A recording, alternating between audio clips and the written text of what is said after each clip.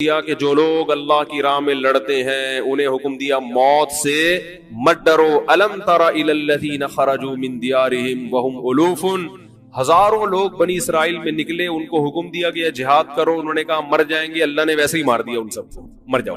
پھر اللہ نے دوبارہ زندہ کیا, کہا کہ دیکھو موت زندگی کس کے ہاتھ میں ہے. یہ اللہ نے پچھلی امتوں کے ساتھ بڑے معاملات کیے. پھر اللہ نے بنی اسرائیل کے ایک پیغمبر کا واقعہ سنایا کہ بنی اسرائیل کو اللہ نے حکم دیا کہ فلاں علاقے پہ حملہ کرو. بنی اسرائیل نے کہا ہم کیسے, پہلے کہہ رہے تھے ہمیں حکم دے ہم جہاد کریں, جذبہ تو بہت ہوتا ہے نا, بے بس جنگ چھڑ جائے بس دیکھو پھر کیا ہوتا ہے. باتیں کرنے پر گورنمنٹ کی طرف سے کوئی پابندی نہیں.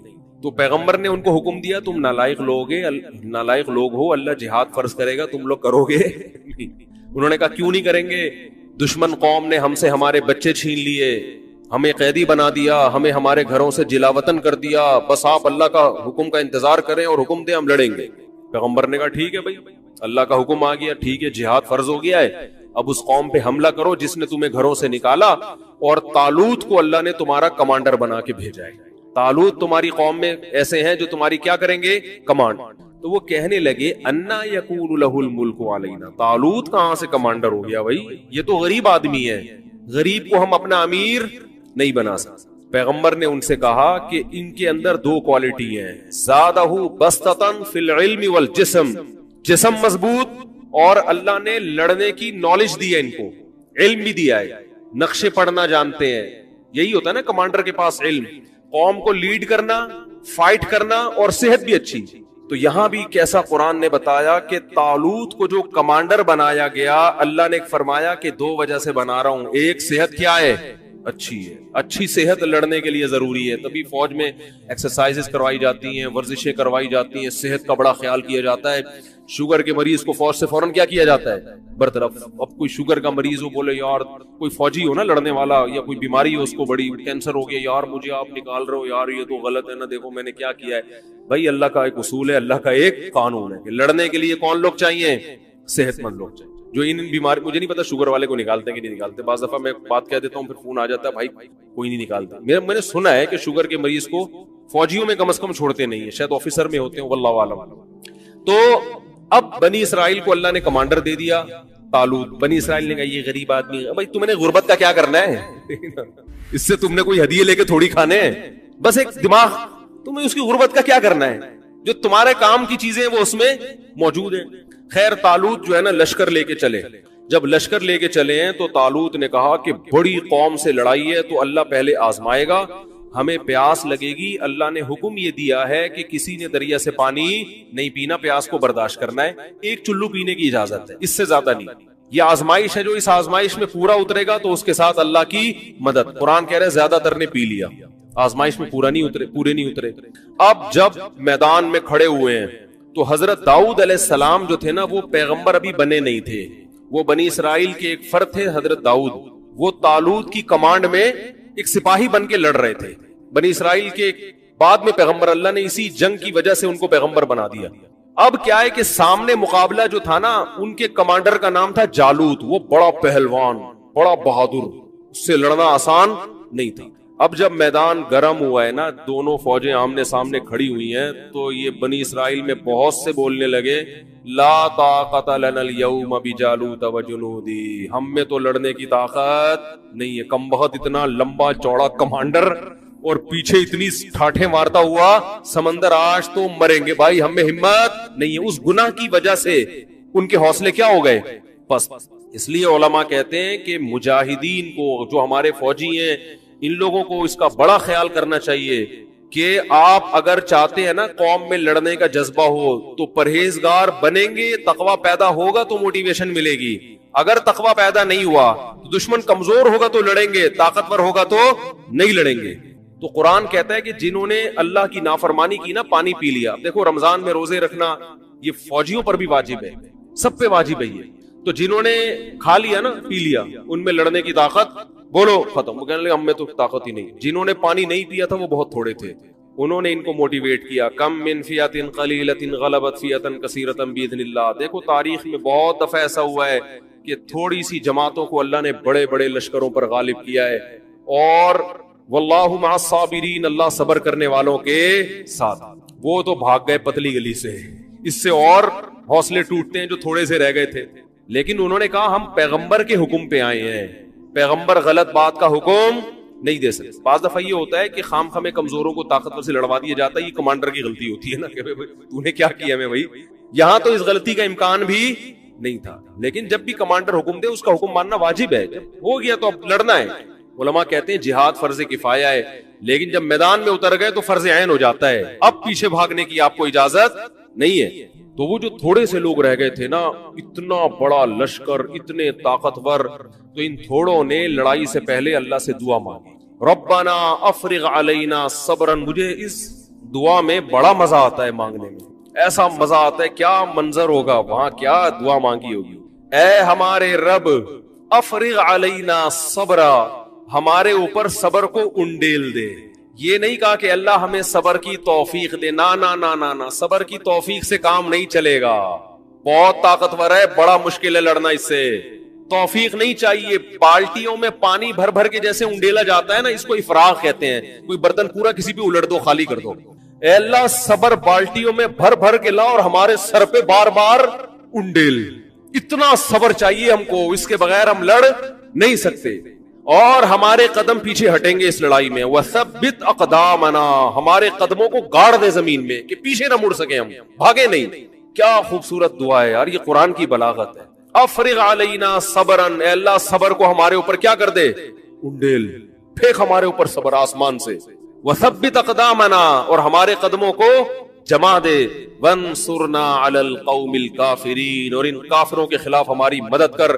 کیا قرآن کے الفاظ ہیں. فَهَزَمُوهُمْ بِإِذْنِ اللَّهِ, فا کہتے ہیں فوراً, تعقیب مع الوصل. یہ دعا مانگی اور میدان میں کودے.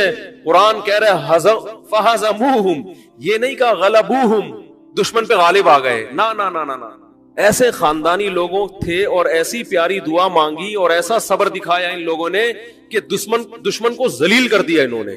ہزیمت کسے کہتے ہیں, ذلت, رسوائی, شکست. دشمن کو ذلیل کر دیا. وَقَتَلَ دَاوُودُ جالوت, اور داؤد جو تھے کمانڈ اس فوج میں, اتنی بہادری سے لڑے.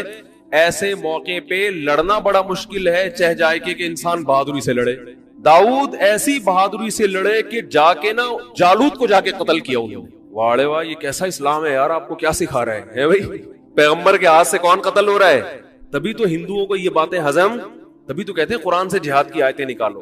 یہ اس قوم سے لڑ رہے تھے جس قوم نے ظلم کر کے ان کو گھروں سے بولو نکالا تھا. اگر مسلمان کی فائر پن ہی نکال دو گے میرے بھائی, پھر تو کوئی بھی ہمیں کچا کھا کے کسی بھی ٹائم ختم کر دے گا.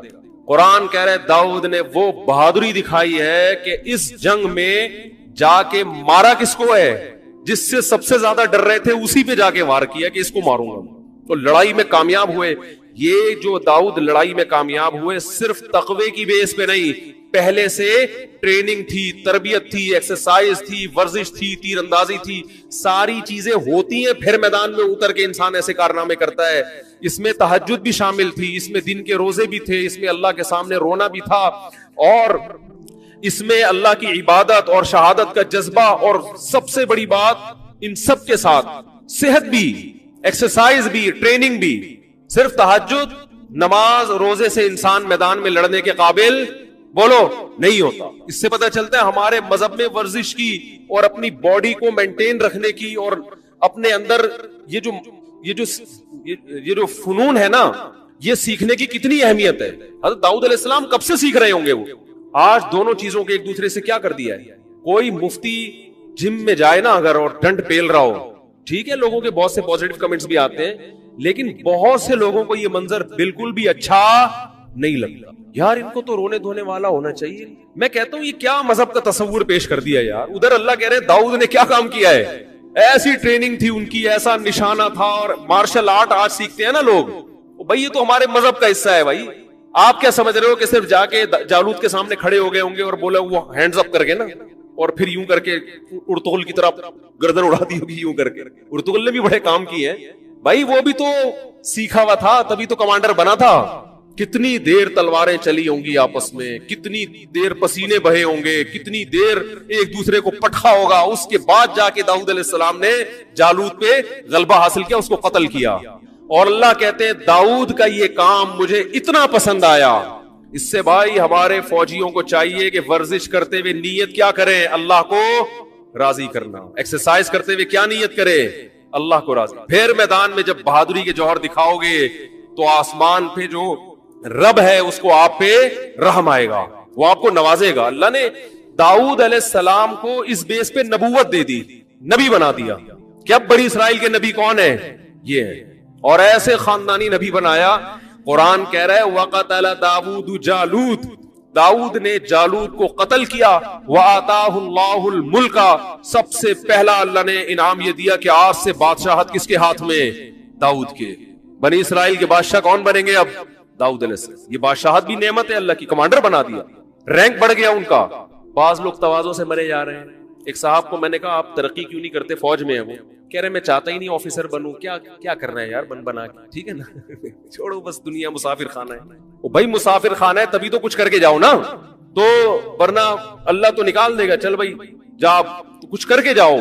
یہی سیاست اگر پیٹ بھرنے کے لیے ہے تو اللہ کو پسند نہیں ہے, یہی قوم کی خدمت کے لیے ہے تو اللہ کو بہت پسند ہے یہ. تو اللہ فرماتے آتاہ اللہ الملک والحکمت, اللہ نے داؤد کو حکمت بھی دی, بصیرت, قوت فیصلہ, یہ سب چیزوں کا حکمت ان سب چیزوں کو کہتے ہیں. وعلمہ مما یشاء, یہاں حکمت کا معنی نبوت بھی ہے, نبوت عطا کر دی. علمہ مما یشاء, اور اللہ نے آپ کو جو چاہا سکھا دیا. اور یہ تمام دنیاوی علوم اللہ نے آپ کو سکھا دیے کہ اب آپ حکومت کریں گے اور بہت کچھ اللہ آپ کو سکھائے گا. وہ کیا؟ سب سے زیادہ قرآن بیان کرتا ہے کہ داؤد علیہ السلام کو عبادت کا بہت شوق تھا, تو اللہ کہتے ہیں آپ کی عبادت ایسی ہوگی یا جبال اوبی معہ الطیر, اے پہاڑوں جب داؤد اللہ کی تسبیح کرے تو تم بھی داؤد کے ساتھ اللہ کی حمد و ثنا بیان کرو. ایک اللہ نے آپ کو یہ, کیونکہ عبادت گزار بہت تھے, تو جیسے ہی اللہ کا نام لیتے نا لا الہ الا اللہ, پہاڑوں سے بھی لا الہ الا اللہ کی آوازیں آنا شروع. آواز اتنی خوبصورت, کیونکہ اب اللہ نے کمانڈر بنایا تو کمانڈر قوم کو موٹیویٹ کرتا ہے کہ نہیں کرتا؟ تو اللہ نے کہا کہ جو موٹیویشن ہے نا, جو بھی وائز ہوتے ہیں ان کی آواز اگر اچھی ہو اور بلاغت ہو, بولنا جانتے ہو, تو وہ وائز بڑا کامیاب ہوتا ہے. بعض دفعہ جو تقریر کرنے والے لوگ ہیں ان کو بولنا تو بہت اچھا آتا ہے, اپنا میسج ڈیلیور کرنا بہت اچھا آتا ہے, آواز اچھی نہیں ہوتی, ان کو سننے میں بھی مزہ نہیں آتا. بعض دفعہ آواز بڑی خوبصورت ہوتی ہے لیکن الفاظ کی جو سلیکشن ہے وہ اچھی نہیں ہوتی, اس کو کہتے ہیں بلاغت نہیں ہے. تو اللہ کہتے ہیں ہم نے داؤد علیہ السلام کو فصل الخطاب, جب تقریر کرتے نا ایسی کلیریفیکیشن کرتے کہ دودھ کا دودھ اور پانی کا پانی کر دیتے, حق کو باطل سے ایسے جدا کر دیتے. کیا نعرے لگتے ہوں گے ان کی تقریر میں بھائی. اور آواز اتنی خوبصورت, وَالطَّيْرَ مَحْشُورَةً, کہ جب تلاوت کرتے تھے زبور کی پرندے آواز سن کے آپ کے گرد جمع ہو جایا کرتے.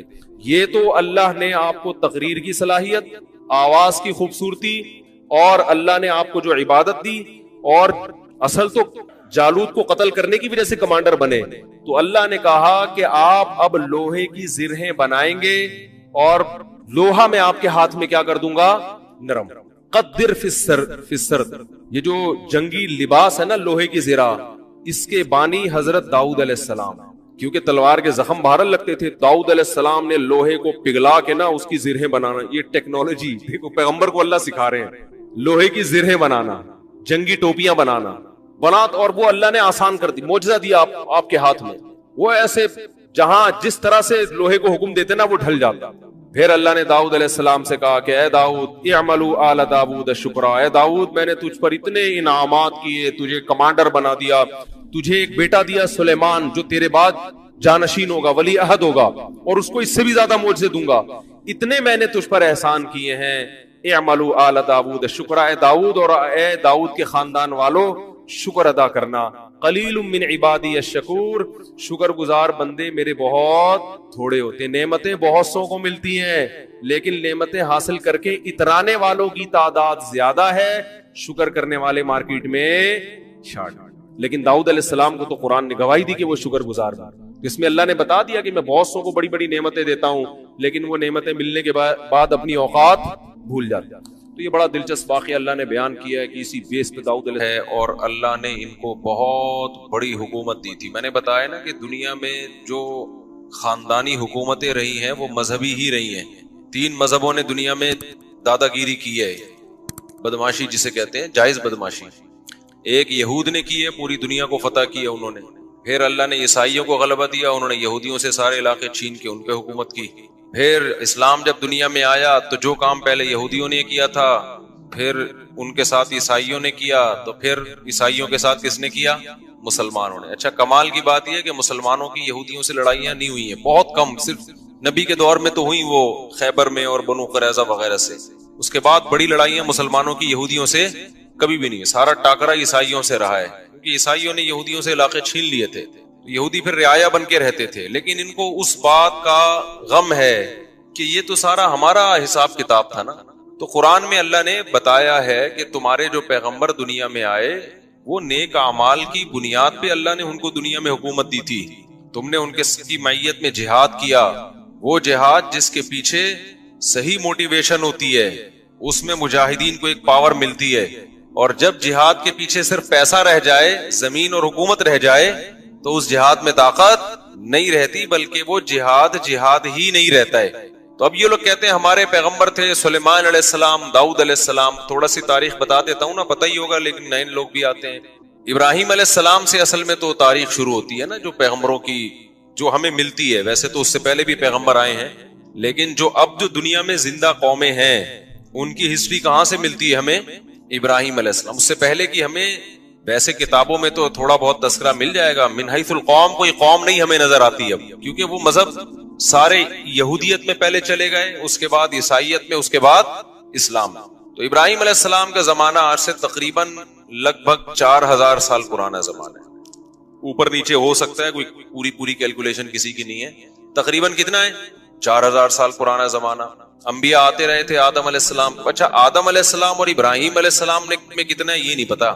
اس میں اندازے لگائے جاتے ہیں کہ ہم سے آدم علیہ السلام کا زمانہ 10,000 سال پرانا ہے ہم سے، لیکن یہ کچھ بھی اس میں کوئی رائے نہیں قائم کی جا سکتی، کیونکہ کوئی تاریخ لکھنے والا تو تھا نہیں، وہ زمانے دنیا میں ختم ہو گئی ہیں. اب تو کوئی پرانی لاش ملتی ہے تو سائنسدان تحقیق کرتے ہیں کہ قبل مسیح ہے کہ بعد مسیح ہے.